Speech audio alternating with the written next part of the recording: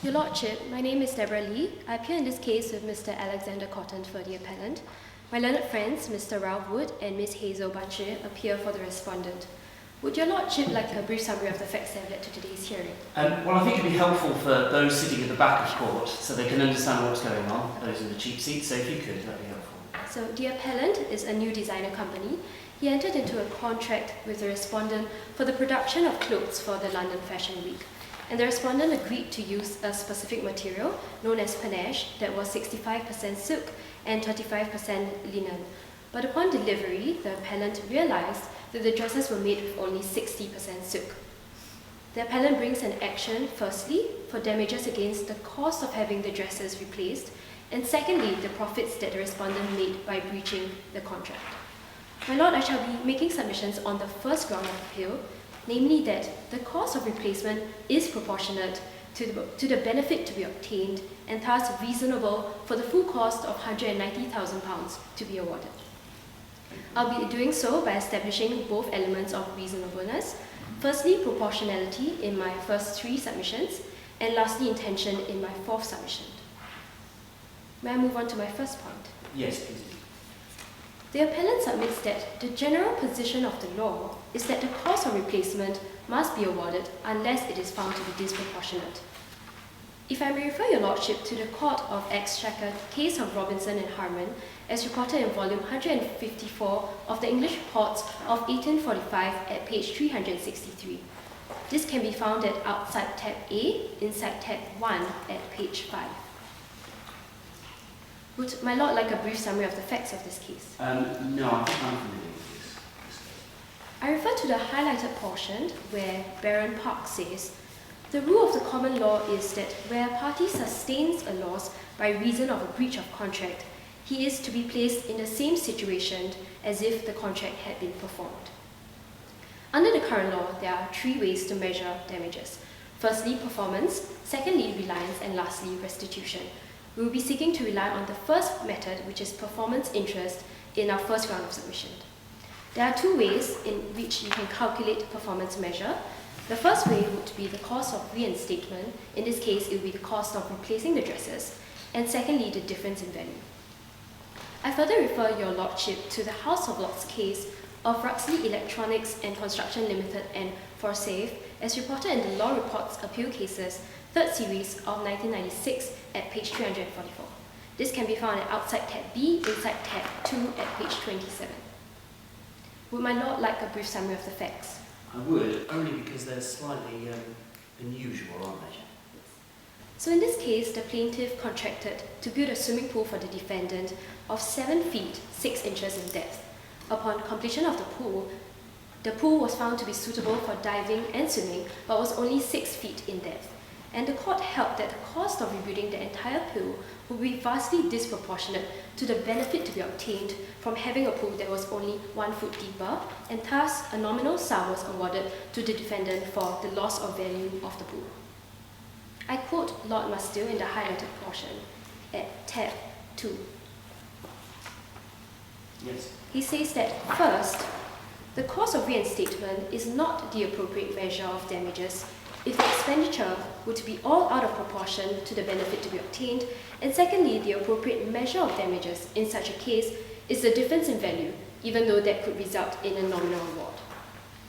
It must follow then, on the flip side, that the cost of reinstatement will be the usual way, the normal way of calculating damages, unless and until it can be found that the cost is entirely out of proportion to the benefit obtained.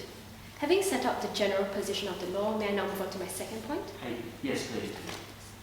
We submit that the contractual benefit to be obtained can be measured in non-monetary terms. If I may refer Your Lordship to the judgment of Lord Mustill in the same case of Ruxley Electronics at outside tab B, inside tab 3 at page 22.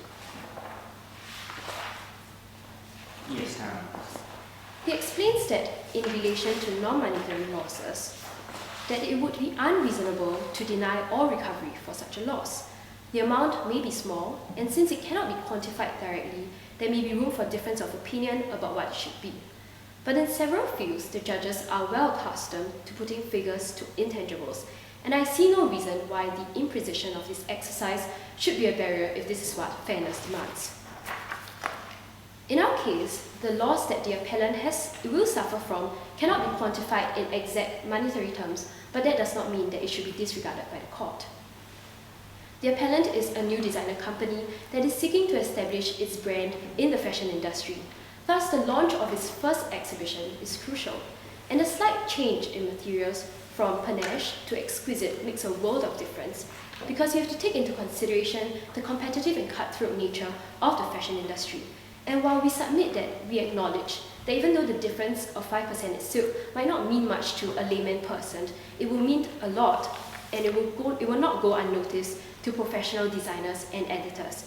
And furthermore, the appellant had intended to distinguish themselves from thousands of other competitors through the use of a higher quality material. Does it make any difference to the fact that this is inner lining rather than the outer lining that anyone could see?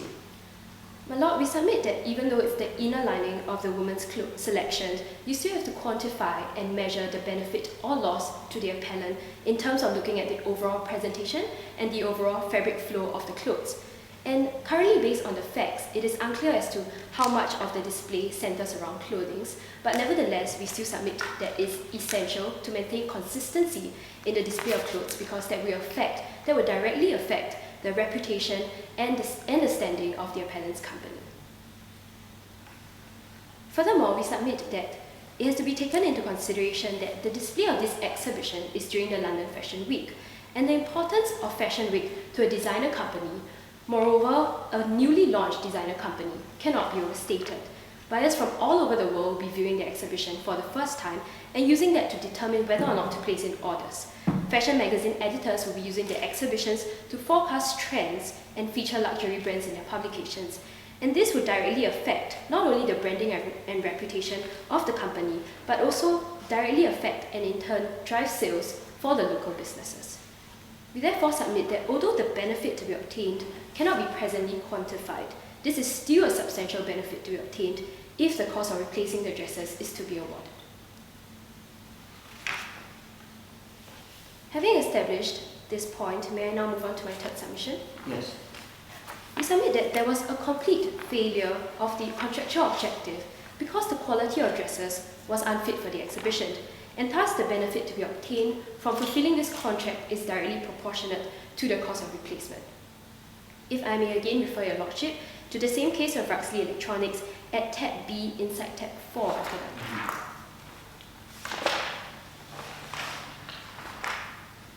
I refer to the portion where Lord Chansey says, where the contract breaker has entirely failed to achieve the contractual objective, it may not be difficult to conclude that the loss of the necessary cost is the necessary cost of achieving their objective. And while we submit that although there's no exact legal definition of proportionality, the courts will look to the very objective of the contract, and in situations where this objective has failed to be achieved through the breach, it will be deemed proportionate to award the cost of replacement.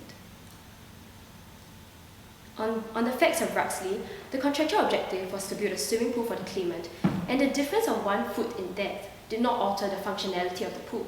It was for all purposes of swimming and diving perfectly usable, and we wish to distinguish this from our present case where the material used for the dress is essential to fulfilling the very contractual objective. Right, carry on, yes. If I may further refer your lordship to section 14 of the Sale of Goods Act 1979, this can be found outside tab C, inside tab 6 of the e-bundle. Yes.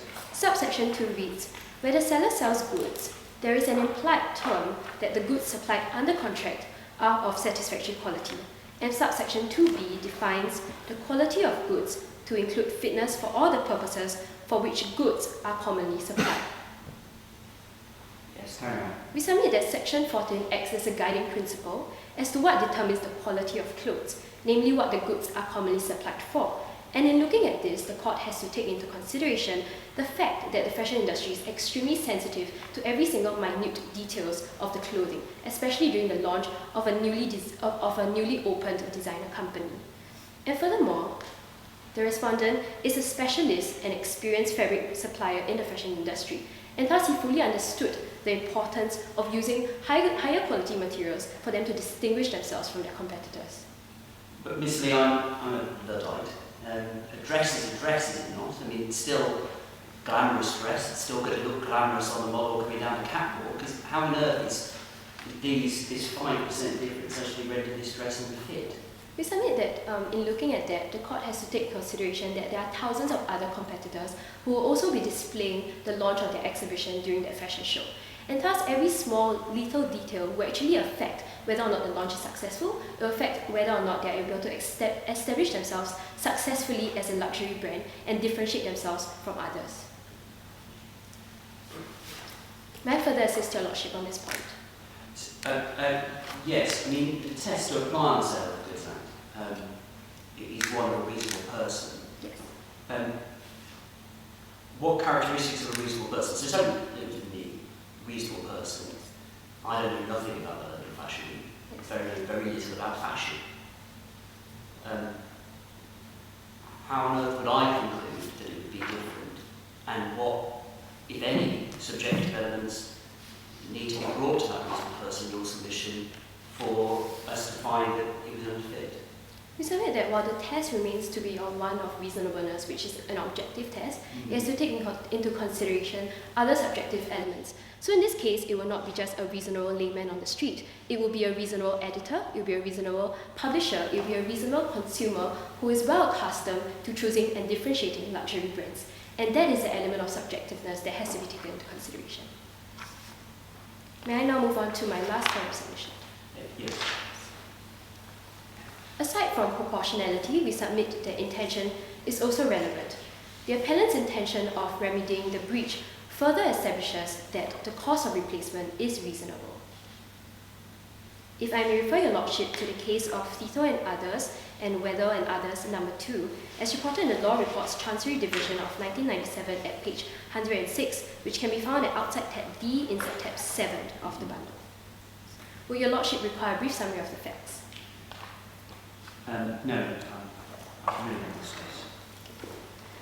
I quote Vice Chancellor Sir Robert Megarry, who establishes that if the plaintiff has suffered little or no monetary loss, and he has no intention of applying any damages towards carrying out the work contracted for or its equivalent, I cannot see why he should recover the cost of doing work which will never be done.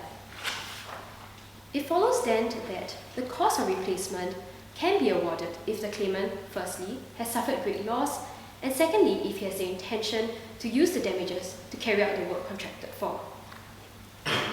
In the absence of evidence to the contrary, we submit that there has to be a presumption that the appellant intends to remanufacture the dresses. Why does there have to be a presumption of intention? We submit that it's because in civil cases, the onus is always on the accuser to establish with proof that there is no intention. And we note here that although the respondent claims that 2 weeks is wholly insufficient, we submit that it's entirely speculative as to the time taken for production of the dresses. Right. What specific facts within this case would indicate to me that you have the intention? We submit that on the facts of the case, it is unknown how long the dresses will actually take. But given the importance of using a higher quality material to manufacture the dress, we submit that the appellant does have the intention to remanufacture the dresses for their first launch. Could I not infer some intention by the price of the contract in new business, £350,000 being spent on this?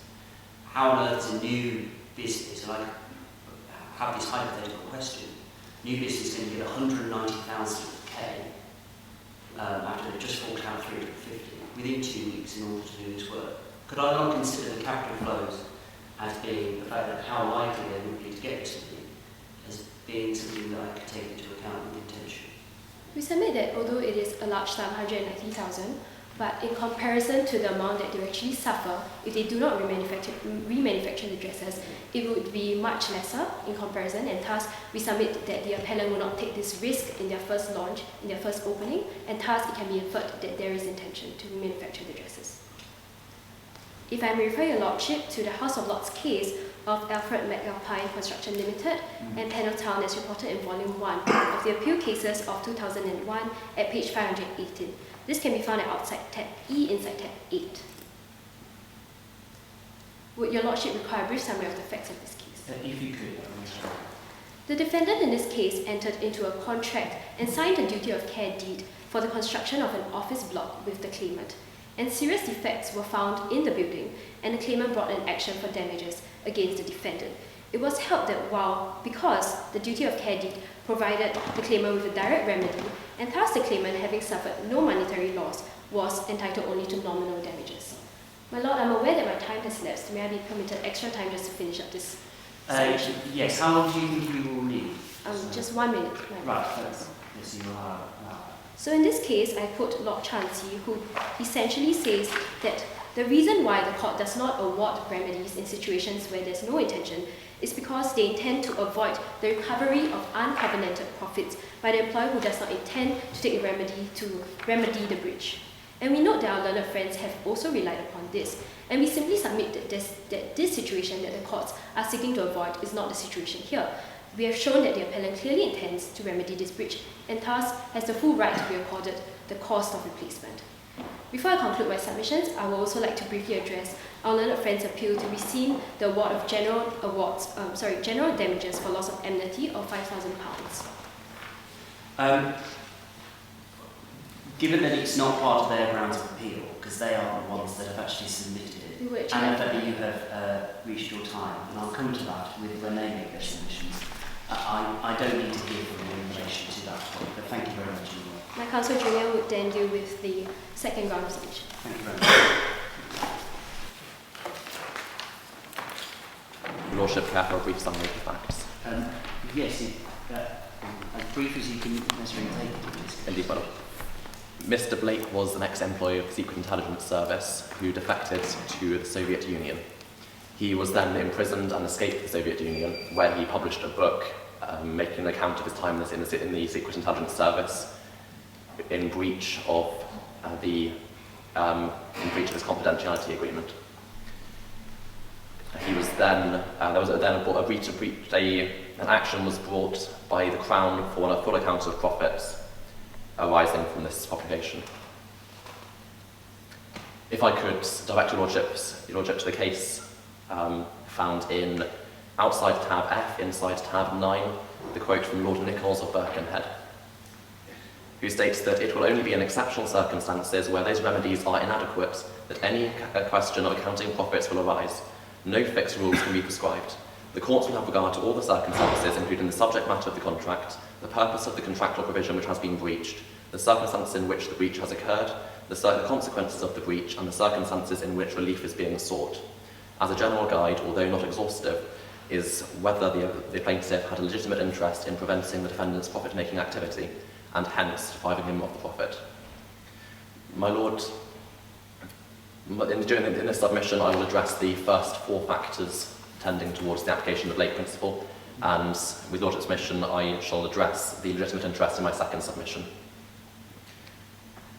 First, in relation to the subject matter of the contract, the subject matter was a high-quality dress in the context of the fashion industry. I submit that a minor deviation in the subject matter would cause large consequences due to the context of the fashion industry and the extreme competition that this industry entails. Secondly, with regard to the purpose of the provision, the specialist blend of fabric with the linen and the silk ensured a high fabric flow, which ensured that the dresses were not creased on the runway. Your Lordship, this is in the context of a start-up company that is trying to enter the market in the fashion industry, and any minor deviation in this contract would have major repercussions in their standing. Why would they have major deviations in their standing if they were new and therefore wouldn't have much of a standing at all? My Lords, I submit that for the fact they were new, they were going to use the London Fashion Week as a way to enter into the market. The deviations in the subject matter of the contract would mean that the fabric flow would be far less, meaning that the dresses could have a tendency to crease on the runway. This could impact any further contracts that could have been created as a result of the Fashion Week. Or similarly, the fact it was sold to the silk was sold to a competitor in the market also adversely impacted their market position. Thirdly, if I could refer your lordship to the consequences of the breach. There are two main consequences of this breach. Firstly, the creasing of the dresses and the fact that it was sold to a rival, as I have previously submitted. Your lordship, I submit that the fact it was creased, that the dresses could crease, would severely impact their entry into the market. And the fact that their rival now has this specialist material and they do not, I submit that this would mean that this would similarly adversely affect their position. Finally, in relation to the circumstances of relief, there are two main types of damage that has arisen from this breach of contract. Firstly, the lesser quality of fabric, and secondly, and less distinctly, the loss of the market position. My learned lead has already submitted that an account of damages should be awarded to remedy the difference in the fabric. However, I submit that the loss in the market position would not be remedied by this, and therefore the circumstances of relief do tend towards the application of the Blake principle. Do your lordships have any questions arising from this line of submission? No, I don't know. Please carry on. Then I shall now move to my second submission, namely that further, a fundamental and deliberate breach of contract, notwithstanding its commercial context, will constitute an exceptional category, provided damages are an inadequate remedy and there is a legitimate interest in preventing a party from profiting from the breach. If I could refer your lordship to the case of SA Petroleum and Naiad, 2001, in the All England Law Reports, page 324. Would your lordships care for a brief summary of the facts? No, I'm familiar with this one. Which can be found in outside tab G, inside tab 10 of your bundle.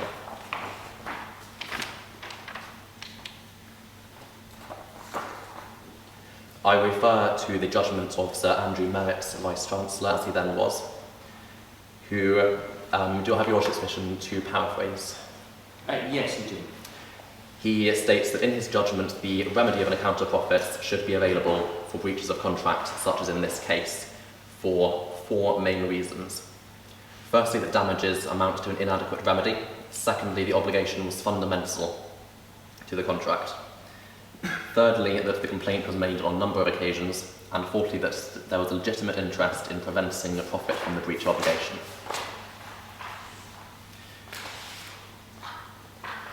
Your lordship, I submit that firstly in regard to damages being an inadequate remedy, for the reasons I have previously submitted, whilst damages could remedy the lesser quality of fabric and the damage arising from this, it would not remedy the loss of market position.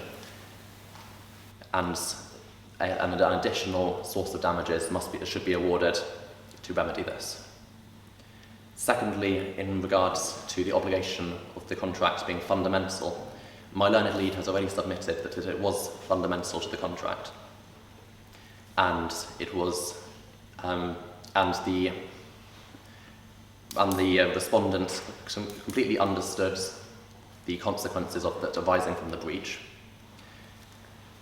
Whilst this case may be distinguished on the fact that it was made on 4 different occasions, I submit that it is indistinguishable, as the extent of the breach is far greater in this circumstance than it was in the SA case. In what way? My lords, in the SA case, it was merely a breach of contracts which adversely affected their advertising campaign. In the current case, it has adversely affected not only their entry into the commercial market, but similarly their market position in the future due to their rivals having this material. Isn't there a difference with the SA case in that that is principally a consumer case in which they were bringing it against a large oil producer for a price watch scheme, than what is this case, which is between, albeit at different stages in their business life, comparative commercial entities who are fighting one another again in equal partnership in a contract? My lords, I respectfully submit that Naiad was in a commercial context. They were not primarily a consumer, but they were a business in their own right. My learned friends will attempt to submit that the Blake principle needs a fiduciary relationship or a quasi-fiduciary relationship in order to be applied. However, I submit that the current case makes it clear that the courts will be willing to extend this principle to mere commercial contracts. Do your lordships have any questions arising from this submission? No. Then I shall move to my third submission, namely that there was no reasonable substitute dress. Given its specific qualities, it would not readily be found, therefore a full account is reasonable. If I could refer your Lordship to the case of AB Corporation and CD Company, the sine nomine, 2002, in Lloyd's Law Reports, page 805. Would your Lordship like a brief summary of the facts?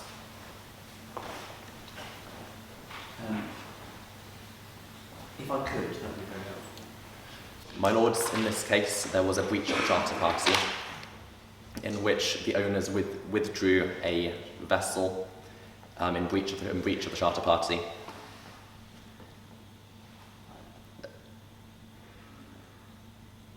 Yes, carry on. Sorry, yes. Sorry. No. The owners withdrew the vessel in breach of the charter party. It was then held that as there was a reasonable alternative in the marketplace for this vessel, the full account profits would not be awarded. If I could direct Lordship particularly to the judgment of Sir Christopher Scorton, outside tab H, inside tab 11 of your bundle.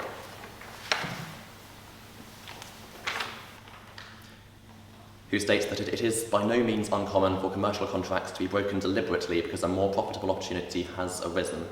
International commerce on a large scale is red in tooth and claw. We do not say that the respondent's action was either deliberate or cynical wrongdoing in this case. They had a respectful argument on liability, although a commercial judge refused their application for leave to appeal. Our solution to the present problem is that there should not be an award of wrongful profits where both parties are dealing with a marketable commodity, the services of the ship in this case, for which a substitute can be found in the marketplace. Your Lordship, I submit that whilst it may be common for commercial contracts to be deliberately broken in this way, I submit that the current case constitutes an exceptional category of case for the reasons I have submitted in my previous two submissions. Therefore, it should be distinguished.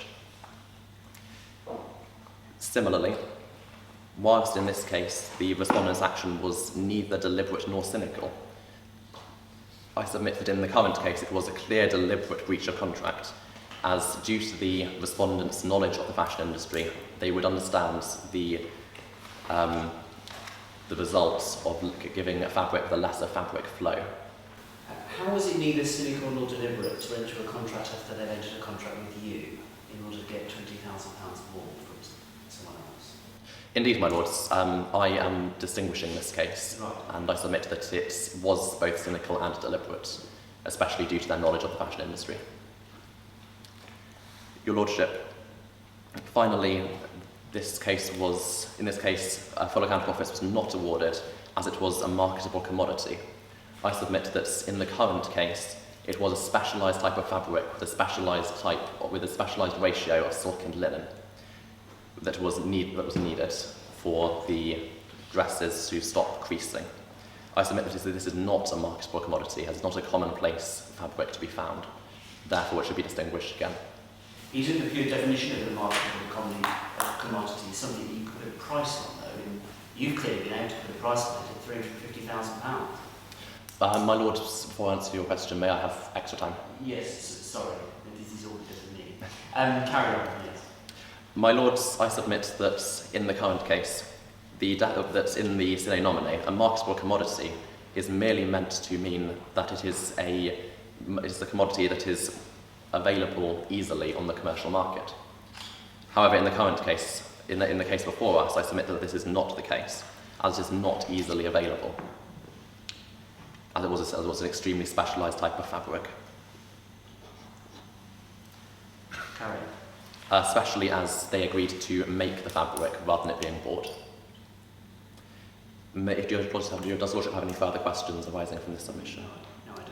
Then, with your Lordship's submission, I shall move to my final submission, namely that further, in the alternative, a reasonable proportion of the profits should be awarded due to the loss of bargaining opportunity suffered by the appellant, caused by the sale of the fabric to a third party.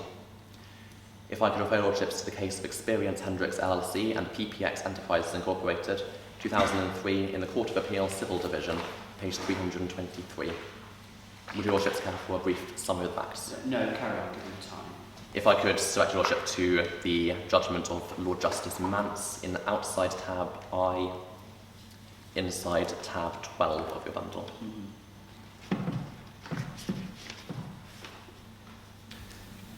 Do I have Lordship's permission to paraphrase? Yes, yes. Lord Mance here states that it would be reasonable to conclude that as a matter of practical justice, the party in breach of the contract should at least make a reasonable payment for use of the master tapes that were of issue in this case. He goes on to state that the court will order a sum payable by reference to the fees that might in other contexts be demanded and paid between willing parties as a proportion of the advances received to date. Your Lordship, my learned friends will attempt to submit that this current case is distinguishable, as it was merely a contract between the loss of bargain opportunity was between a third party and one of the parties to the contract rather than the two parties.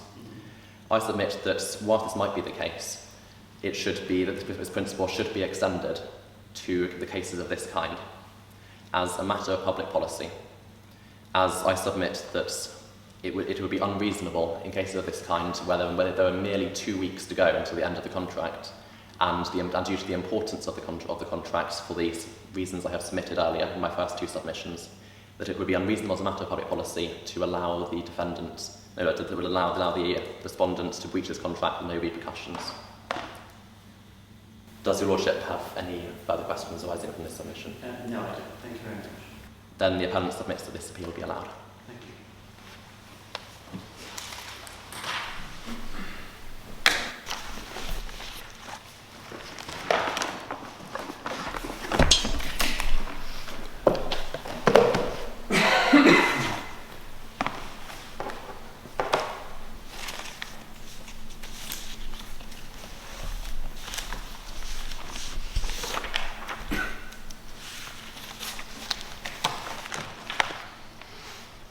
May it please your Lordship, as has already been indicated, my name is Mr. Ralph Wood, lead counsel for the respondent. I will be contesting the first round of appeal, and my learned junior, Miss Hazel Batchy, will be speaking on the second. May I proceed with my submissions? Yes. I'm much obliged. Firstly, we submit that the cost of reproducing the woman's dresses is not reasonable, but instead disproportionate to the benefit to be obtained, applying the principle established in Bruxley Electronics and Construction Limited and Forsyth. This can be found on tab 3 of our bundle. My learned friends have already given you the case citation and a brief reacquaintance with the facts.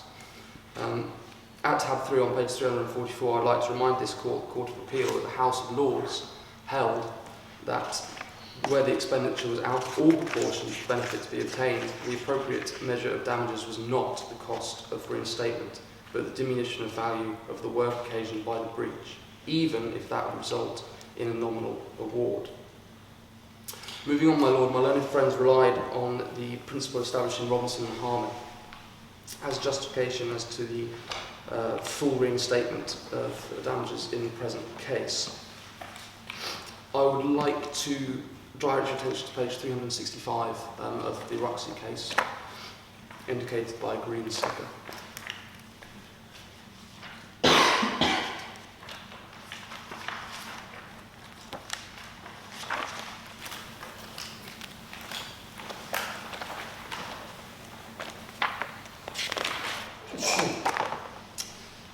In the highlighted paragraph, my Lord, Lord Lloyd of Berwick nicely sums up that in contract law, the courts have deviated away from consistently applying Robinson and Harman. He says that in response to the passage that my learned friends quoted, that this does not mean that in every case of breach of contract, the plaintiff can obtain the monetary equivalent of specific performance. It is first necessary to ascertain the loss the plaintiff has in fact suffered by reason of the breach. If he has suffered no loss, as sometimes happens, he can recover no more than nominal damages. In the present case, my Lord, I think it's essential, and we submit that it's essential to look at the reasonableness of reinstating the cost fully. For this, I rely on the case of East Ham Corporation, Bernard Sunley and Sons, which can be found in tab 4 of our bundle. This was reported in the page 406 of the Law Courts Appeal Cases, 3rd series, for 1966. If I could direct your attention to page 434 of that case, indicated by the single blue sticker.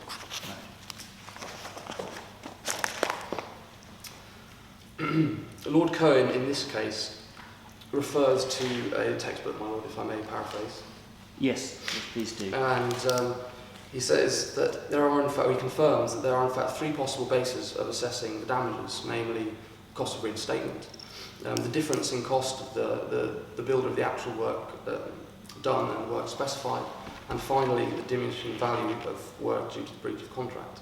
Now the essential quote here, my lord, is I think there is no doubt that wherever it is reasonable for the employer to insist upon reinstatement, the courts will treat the cost of reinstatement as the measure of damage. If I may take re-familiarise your lordship with the facts of this case. Yes, I am familiar with the facts of this case. This is the school. Yes, indeed, my lord. And in this instance, they held that it was reasonable to reinstate the cost fully. However, we submit that in the present case, it is entirely unreasonable to fully reinstate the cost of the contract. My learned friends have said that, have submitted that the benefit to be obtained is a superior degree of fabric flow, which leads to less creasing of the dresses, and therefore they are unfit for the purposes of the fashion show. Contrary to that, we submit they are in fact indeed fit for the purpose of the fashion show. My learned friends have pointed to the material used, which is essential. Now, your lordship pointed out this material only changed on the inner lining of the fabric, and the difference between panache and exquisite, the fabric that was used on the inner lining, is only 5% silk. My learned friends submitted that expert fashion designers would notice the difference, and I contest the likeness of this. If they can see the difference in the inner lining where it's only 5% silk, I would be very, very surprised. We are also told, in fact, the case that this material is cheaper in value, exquisite, but we are not told that it is any worse. We are not told that the fabric flow is any worse, nor will it crease any more. So, therefore, my lord, we submit that this will not make the world difference, contrary to our learned friends' claims. My learned friends also referred to the reputation and standing of the up-and-coming designer. Well, my lord, we would like to submit that the reputation of the respondent is also of vital importance. Western Fabrics are described as a specialist and an experienced fabric supplier. Would they really have used a different material for the inner lining if they felt that it was not fit for the purpose of the fashion show? Does my lord have a question? Well, I do. Isn't it slightly galling to make the submission that we've got no evidence as to this to be the difference, when they, in essence, didn't get what they paid for? We submit that it's such minute detail that the object of the contract and the purpose of the contract has still been fulfilled by the respondent. Right. The difference is only 5% silk, and the dresses are still fit for purpose. Well, may I proceed? Yes, you can. I'm much obliged. Moving on, we also submit that the plaintiff does not intend to reinstate and reproduce the dresses, nor can the plaintiff do so because of time restraints. I would like to direct your lordship's attention to tab 3 again, page 373, indicated by the briefs. So tab 3. Tab 3, 373. Right. It's back to the wax scheme. Yes.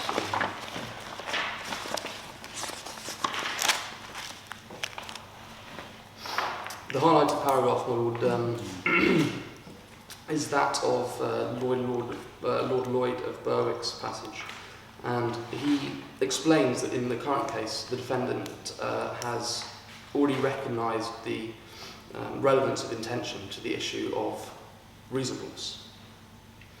And the line that I want to pick out from this is that where a plaintiff, about halfway down, just across C, is where a plaintiff is contending for a high as opposed to a low cost measure of damages, the court must decide whether in the circumstances of a particular case such high cost measure is reasonable. Following on from my previous submission that it is indeed entirely unreasonable to reproduce the dresses at such a high cost, we must consider Lord Lloyd's of Berwick's statement that one of the factors that may be relevant is the genuineness of the plaintiff's desire to pursue the course which involves the higher cost.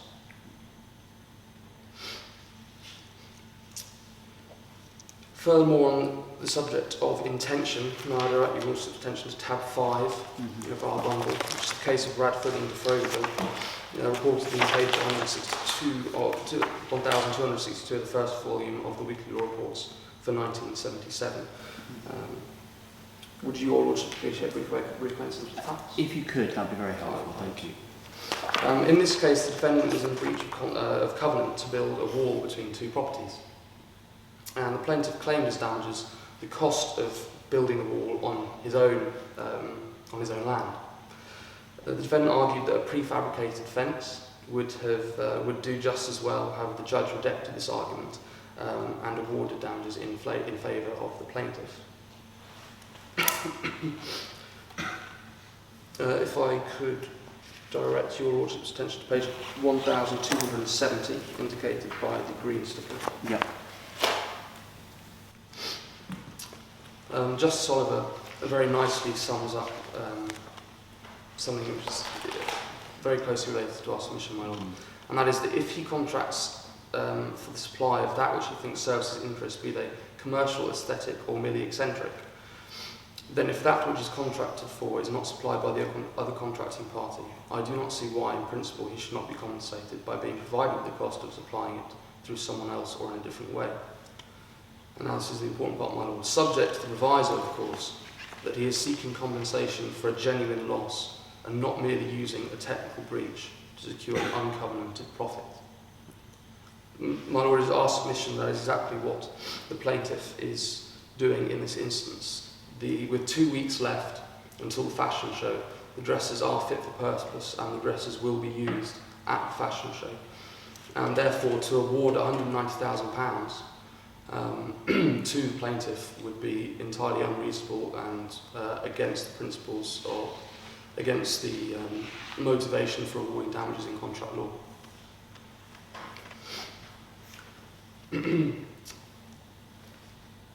May I proceed? Yes, please. The diminution in value, if the cost of reinstatement is not deemed reasonable, is the next port of call for the courts. And I would like to refer you back to Ruxley, the Ruxley case, my lord. It is tab 3, and this time page 351, indicated by the orange sticker.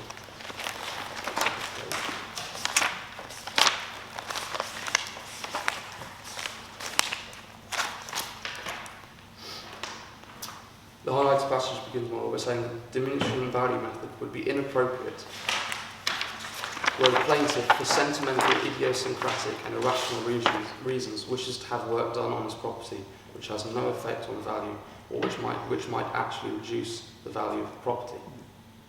In this instance, my lord, we submit that the motivation for the plaintiff to have the dresses entirely made of panache and not accept the inner lining material of exquisite is idiosyncratic. It is for the purposes of trying to show off and establish their brand, when in reality, as we have already submitted, the difference between exquisite and panache, that is 5% silk, is not sufficient and idiosyncratic. Well, and just Mr. Wood, you've referred me to a passage that says that it has no effect on the value, but yet do I know whether or not it would have any effect on the value of the goods in this case? You do not, my lord.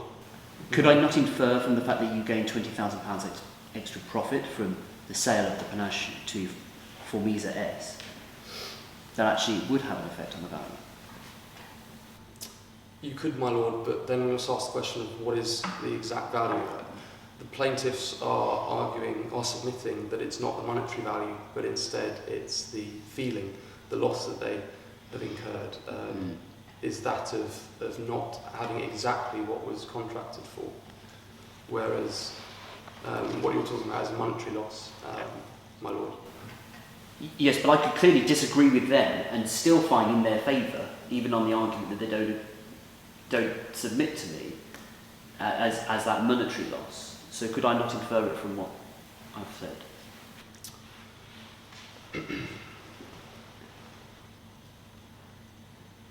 You could, my lord, but it is our submission that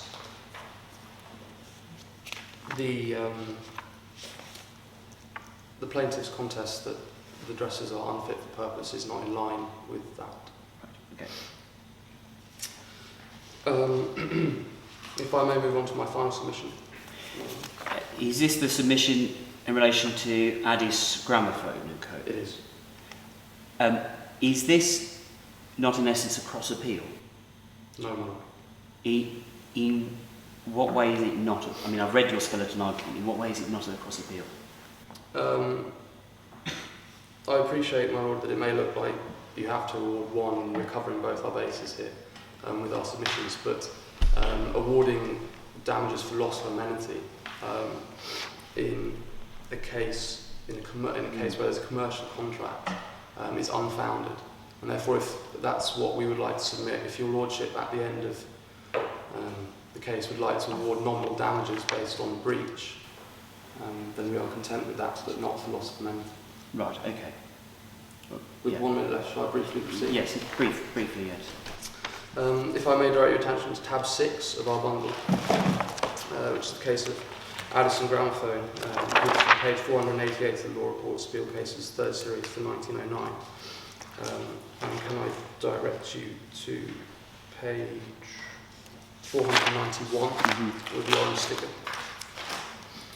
This is just a brief outline of the principle that if there be a dismissal without notice, the employer must pay an indemnity, but that indemnity cannot include compensation either for the injured feelings of the servant or the loss he must sustain from the fact that his having been dismissed of itself makes it more difficult for him to obtain fresh employment. My lord, Ruxley is the exception to this because the contract is one where it's contract for pleasure. I'm mindful of the time, my lord. May I quickly finish? Very briefly, yes. This is not a contract for pleasure, this is a commercial contract, and therefore to finish, my lord, I will take this to tab 13, Yes. which is the article of Katia. And if you go to the page and take that blue slipper, please. Our submission is that to award loss of amenity damages in the commercial contract would have an adverse effect on commerce and enterprise. Patrick Katia nicely sums it up when he says that while, if I may paraphrase, but in the interest of time, while it would be nice if contract law covered the feelings of the contracting parties, to do so, he says, it should be urged that at least in the commercial sphere, expectation damages are more widely justifiable. A problem might then arise about the extent to which companies and other commercial bodies can be said to suffer from a disappointment of their expectations. If disappointment is a psychological phenomenon, can a company suffer disappointment?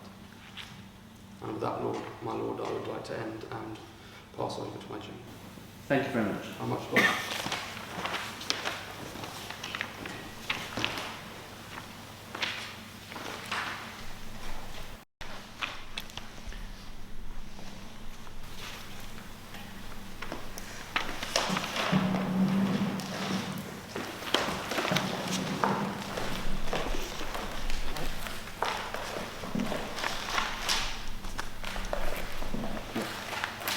Pleases your lordship, my name is Hazel Bachi and I appear as the junior counsel for the respondent.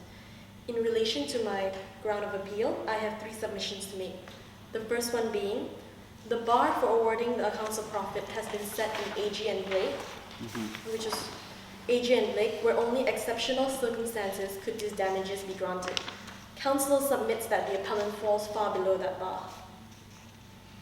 The appellant in AG and Blake was a former member of the Secret Intelligence Services and published a book disclosing confidential information contrary to the confidentiality agreement that has been signed. It was held that it was an exceptional case because the publication had harmed the public interest and the courts were not willing to allow the appellant from benefiting from his criminal offense. We submit that the breach of a contract in a commercial context is inevitable and it does not qualify as an exceptional circumstance. This was approved by Lord Justice Gibson in Experience Hendricks, which was reported in the Entertainment and Media Law Reports for 2003 at page 25, which can be found on tab 9, page 16.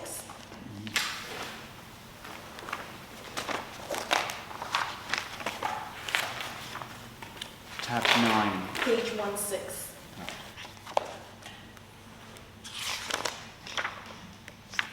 Yes. He states that no doubt deliberate breaches of contract occur frequently in the commercial world, yet something more is needed to make the circumstances exceptional. Lord Nichols in AG v. Blake, which can be found on tab 7, page 15, states that the argument against the availability of an account of profits as a remedy for the breach of contract is that the circumstances where this may be granted will be uncertain. He further states that, I see no reason why in practice the availability of the remedy of an account of profit need disturb the settled expectation in the commercial or consumer world. He further reiterates that an account of profits will be appropriate only in exceptional circumstances. We submit that the breach of contract was justifiable. A breach of contract is not necessarily a bad thing because in fact it is economically desirable because it maximizes the use of resources. Since Formosa S was willing to buy the fabric for a very high price, this means that they place a higher value on the fabric and it is worth more to them than the appellant. The fabric will be placed to better use in the hands of Formosa S. May I refer your lordship to tab 11, page 105. It is the journal article of Economics of Contract Law in the 93rd volume of the Harvard Law Review. Yeah.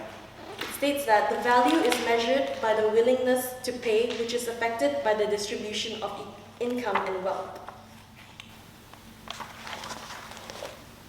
What application should the Harvard Law Review have on the decision of the Court of Appeal of England and Wales? We submit that although it's not binding, it is very persuasive. Right. Okay. Furthermore, we submit that there are strong public policy arguments that dictate against the award for the accounts of profits.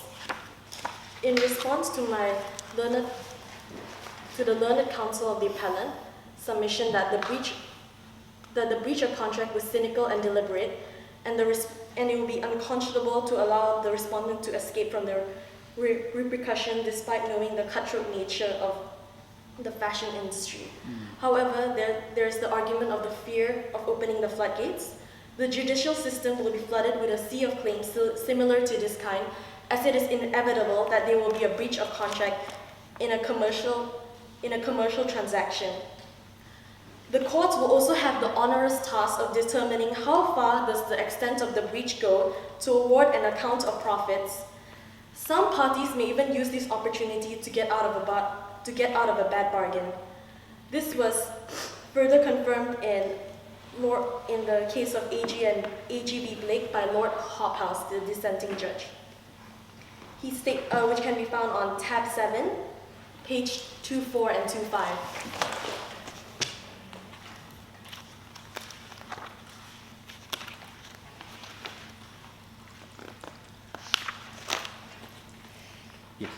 He states that if some more extensive principles of awarding non-compensatory damages for breach of contract is to be introduced into our commercial world, the consequences will be very far-reaching and disruptive.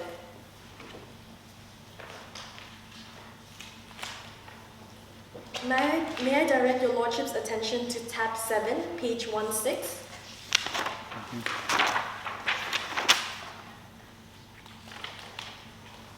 As per Lord Wolf's suggestion, of the 3 facts that will not be sufficient to warrant a departure from the normal basis of awarding damages, with one of them being the fact that the breach had enabled the defendant to enter into a more profitable contract elsewhere, which is similar to the facts of the case at hand.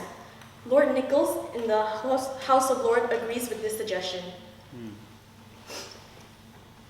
We further submit that the respondent did not owe a fiduciary duty to the appellant and had no duty to act solely in the appellant's best interest, unlike the Crown and the defendant in AG and Blake.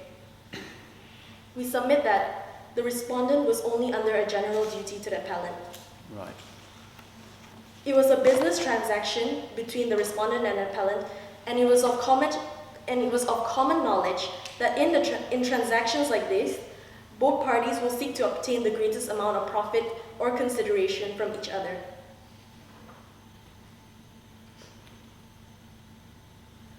May I refer your lordship to tab 7, page 15. It is the case of A.G. v. Blake. Yes. Lord Nichols said that the fixed rules prescribed,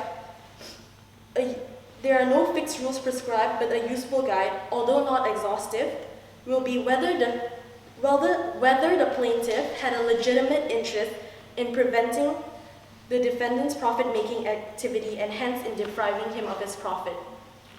Although this point can be easily rebutted, we submit that the appellant did not have a legitimate interest in preventing the profit-making activity of the respondent. Although this point can be easily rebutted by the fact that if the respondents did not breach the contract, the appellant will be able to receive the fabrics per their specifications and launch it in time, just in time for London Fashion Week, which was in their interest.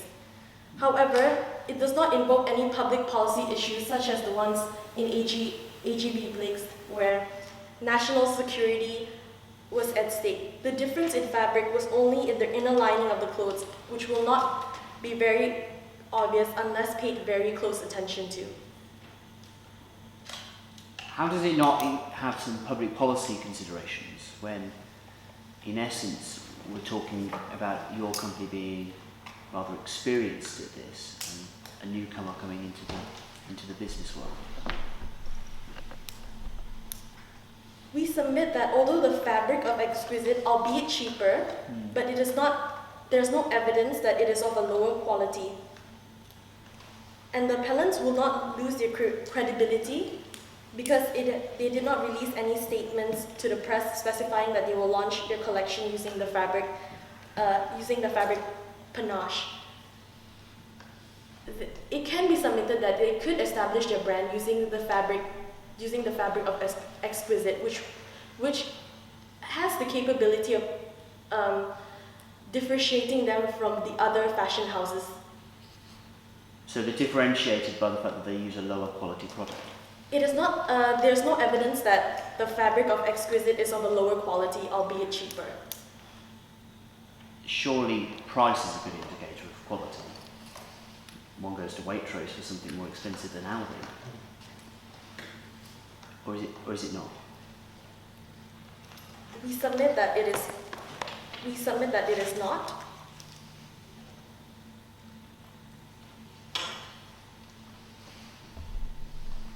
It's not in the pub. It is not. It will give out a very ostentatious image, which is not in the public interest. Have I answered your lordship's question to your satisfaction? Yes, as much as you can do this. The learned counsel of the appellant has also relied on the case of Esso Petroleum versus Nayat. However, this case was heard in the High Court and thus cannot be binding.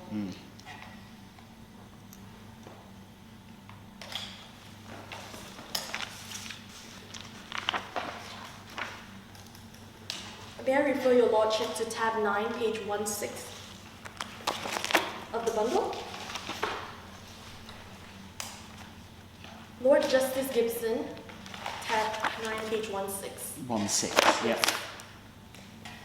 Lord Justice Gibson further confirms that no doubt deliberate breaches occur frequently in the commercial world, yet something more is needed to make these circumstances exceptional enough to justify ordering an account of profit, particularly when another remedy is available.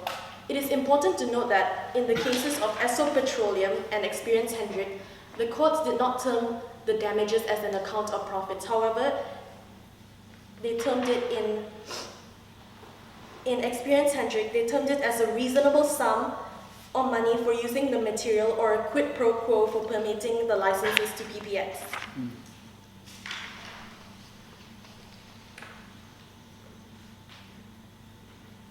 I will now move on to my third submission, that is the case of Experience Hendrick versus PPX, which was reported in the Entertainment and Media Law Reports for 2003 at page 25, falls outside the principle of AG v. Blake but is good law. Counsel submits that it is distinguishable from the present case.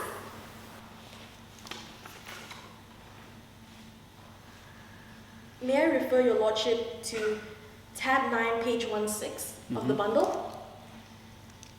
Lord Justice Gibson agrees with Lord Justice Mance and thinks that the present case is not an appropriate one for ordering an account of profit. And the primary difference in this case is the respondent in Experience Hendricks had not performed the respondent had not performed the act that he contracted specifically not to do. I am wary of the time, my lord, but may I proceed with my submissions? Yes, very, very briefly, if you could.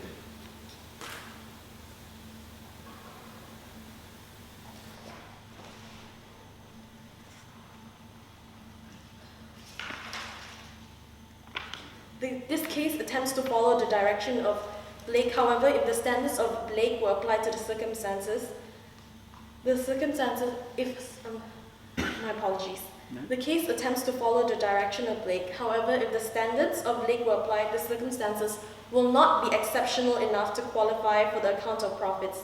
And this was confirmed by Lord Justice Mance, which can be found on tab 9, page 14, paragraph 44.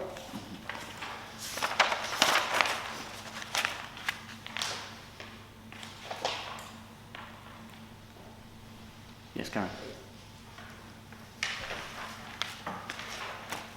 The principles for awarding the accounts of profits I would like to add that the principles for awarding the accounts of profits of Rotham Park and Parkside Homes, which is reported in the first volume of the weekly law reports, was approved in AG and Blake but cannot be applicable to the present case.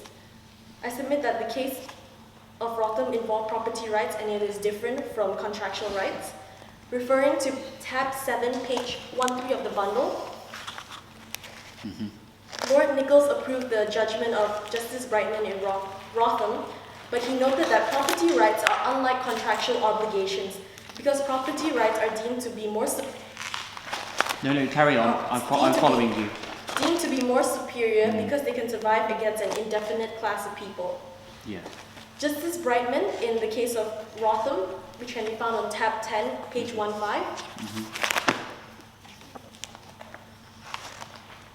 Yes. if the plaintiffs are merely given a nominal sum or no sum, justice will manifestly not have been done. We submit that the award of damages in this case has somewhat of a punitive element. Therefore, your lordships, to conclude, I submit that the penance falls far below the bar for the courts to award an account of profits. The respondent did not owe a fiduciary duty, unlike the Crown and the defendant in AG and Blake, and there are material differences in the facts of the case at hand with Experience Hendrick and is distinguishable. Unless your lordship has any further question, that concludes my submission on this ground of appeal. Counsel invites the court to dismiss this appeal. Thank you very much. I'm going to retire to consider my decision. Right.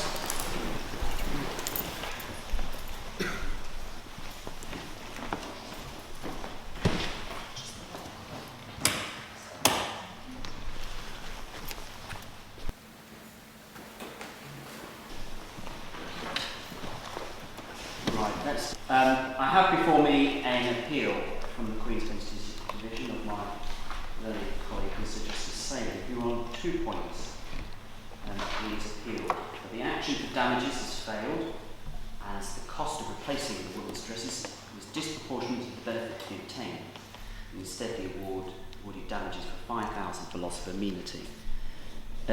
In my opinion, considering the case law of Ruxley, one has to be clear as to the intention of the parties when considering this breach. It is clear to me, on the basis of the facts, that given 2 weeks to go until London Fashion Week, and given the lack of evidence by the claimant, in this case, or the appellant, that they would have £190,000, I find that they're available to them either as ready cash or as capital, either on a credit basis or otherwise, that this action for damages must fail, as they have failed to prove the requisite intention as they ought to have done. In relation to the second ground, no account of profit should be awarded, as the circumstances of this case did not fall within the principles laid down by the House of Lords in A.G. and Blake. I remind myself of the principles of A.G. and Blake, and I have been reminded of them by learned counsel throughout. In particular, in this case, I find that it's particularly bad for a company to make a profit out of failing to comply with their contractual obligations. Their breach of the contract appears unjustifiable in the circumstances. I'm referred to various case law, and certainly at one of the tabs referred to by the respondent, he said that this clearly could not have been given, I forget the reference that I was given, if there was an alternative remedy available to plaintiffs. In my opinion, there was no alternative remedy, and this is an exceptional case that falls within A.G. and Blake, and therefore I award the £20,000 for the account of profits. That's the bit that no one cares about, the bit that everyone does, the bit about why you're all here. Firstly, sorry for being so interventionist. I model myself on various judges who have seen and been rather annoyed with at the same time as he would possibly annoyed with me. Having taken into consideration the score sheet and also my notes that I made, I find that the best mooting team were the appellants. Congratulations. Thank you. I've written down my scores for each individual, and I won't go through them because that wouldn't be fair on anyone, and would make very little sense, but I'm very happy to. I understand we've got some wine on the back of the room, either that or they've left it by accident, and so I think finance keepers would apply.